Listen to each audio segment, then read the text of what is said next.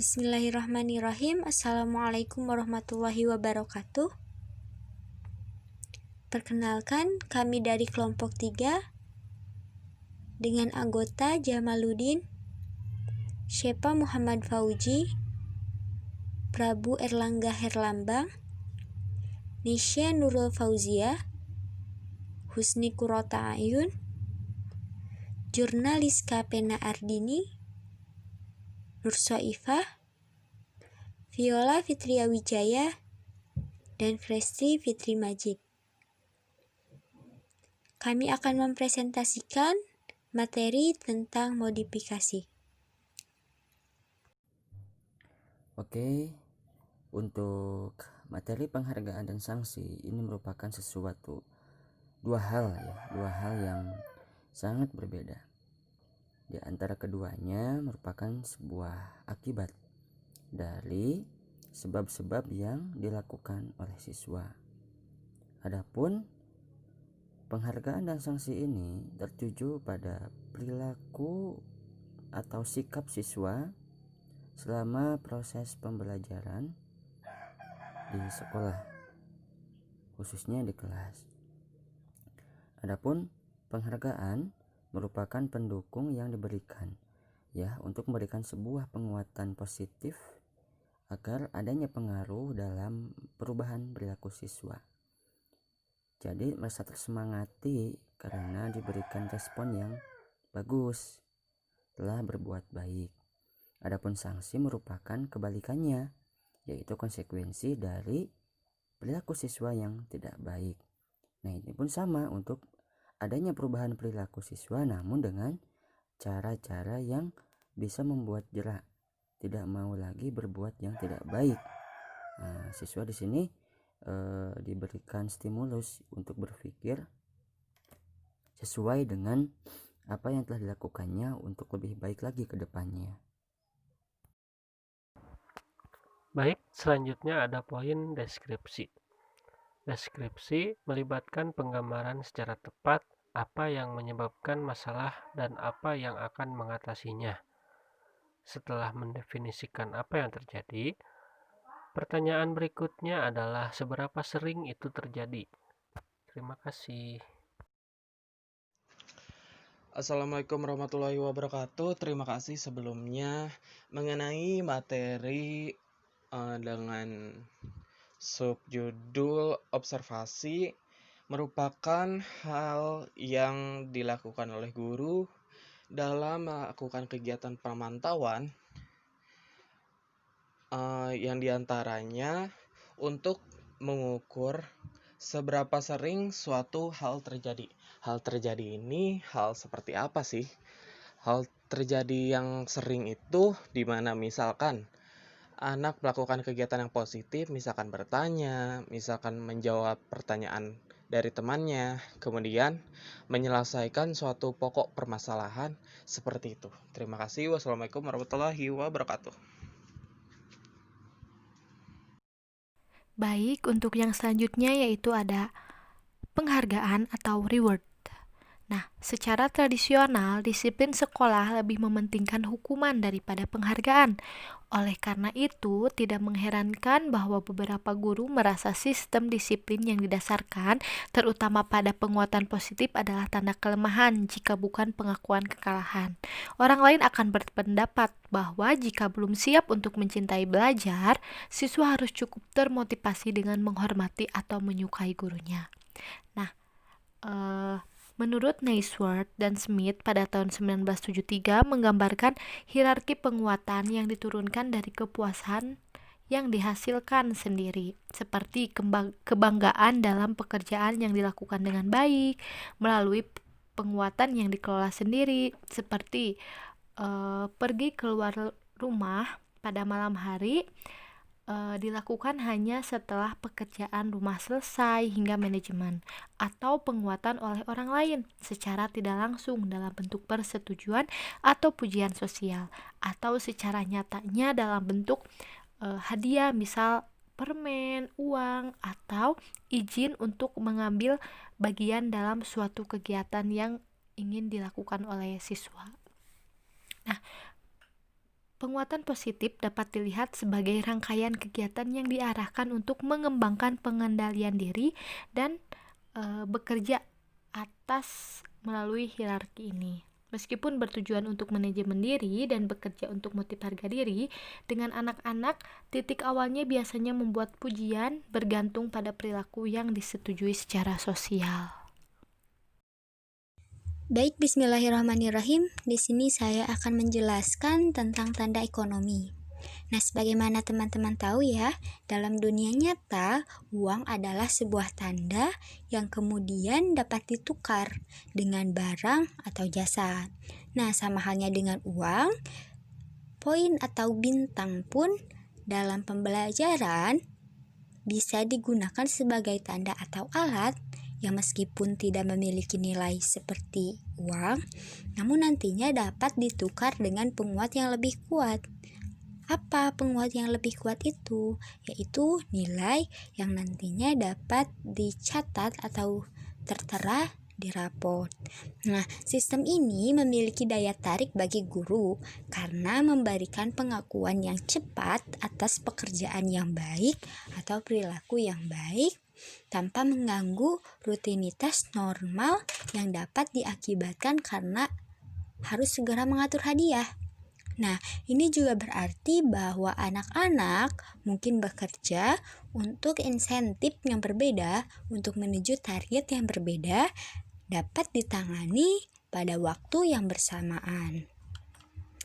Nah, proses pengasosiasian atau pemasangan pujian dengan memberikan hadiah ini akan membantu anak-anak untuk belajar menghargai persetujuan atau kesepakatan sebagai sumber penguatan itu sendiri. Memang, poin itu sendiri mungkin menjadi sedikit lebih dari sekedar hiburan yang dapat dibagikan atau dilanjutkan sesuai dengan keinginan kelas. Mungkin itu saja yang bisa saya sampaikan. Terima kasih. Selanjutnya yaitu hubungan berkelanjutan. Sebelum mempelajari lebih lanjut mengenai hubungan berkelanjutan itu apa, sebaiknya kita paham betul apa sih konsep hubungan itu. Jadi hubungan adalah proses interaksi antara dua orang atau lebih yang memiliki latar belakang yang sama. Hubungan berarti berhubungan kan, saling berkaitan satu antara yang lain. Nah, di dalam kelas ketika guru dan siswa saling berhubungan, guru mengajar, siswa mendengarkan, itu ada proses interaksi di sana. Nah, tentunya ketika kita misal berbicara di dalam kelas, harus ada tata krama yang diikuti. Nah, maksud di sini adalah yang pertama itu ada siswa dan guru membuat daftar hal-hal apa saja yang boleh dilakukan, hal-hal apa saja yang tidak boleh dilakukan. Seperti itu. Jadi ada kesepakatan antara guru dan siswa supaya ketika belajar di dalam kelas akan lebih mudah cara berinteraksinya, dan siswa juga tidak bisa melakukan hal-hal di luar konteks dari peraturan itu. Nah, sebelumnya kesepakatan antara guru dan siswa ini disetujui oleh kedua pihak. Ketika ada sesuatu yang tidak disetujui oleh kedua pihak, itu akan tidak bisa berjalan. Nah, yang kedua, guru dan siswa menaati kesepakatan yang telah disepakati atau peraturan yang telah disepakati. Tentu ya, ketika kita menyepakati sesuatu harus menaatinya, karena itu bentuk suatu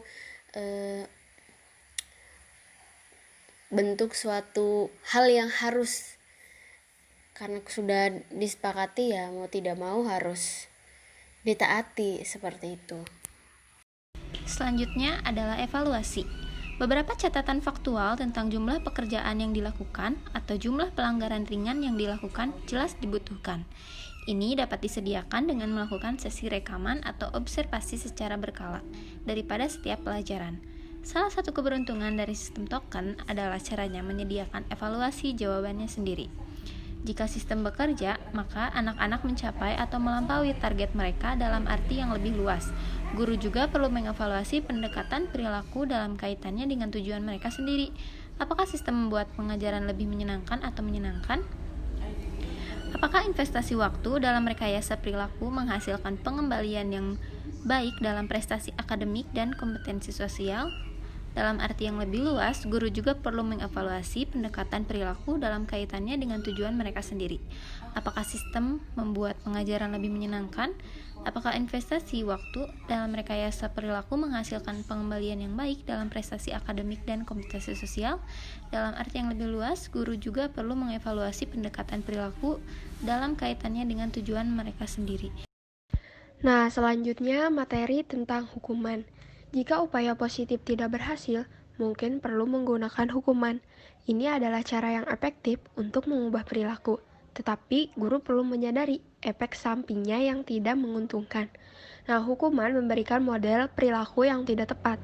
Anak-anak mungkin belajar bahwa Anda mendapatkan apa yang Anda inginkan dengan menyakiti orang lain dan meniru orang dewasa dalam mengerahkan beban mereka dalam memecahkan masalah pribadi. Terutama ketika hukuman berat dilibatkan, agresi dapat tergeser dan meskipun kepatuhan di kelas diperoleh, anak-anak lain menjadi tidak nyaman. Nah, mungkin ada efek samping emosional yang bisa lebih merusak daripada perilaku yang memicu hukuman. Reaksi kecemasan dapat menyebabkan anak-anak bungkam. Kebencian timbal balik dapat berkembang hingga interaksi positif menjadi tidak mungkin. Dan guru serta murid terperangkap dalam serangkaian bentrokan yang berkembang menjadi spiral ketidaksukaan.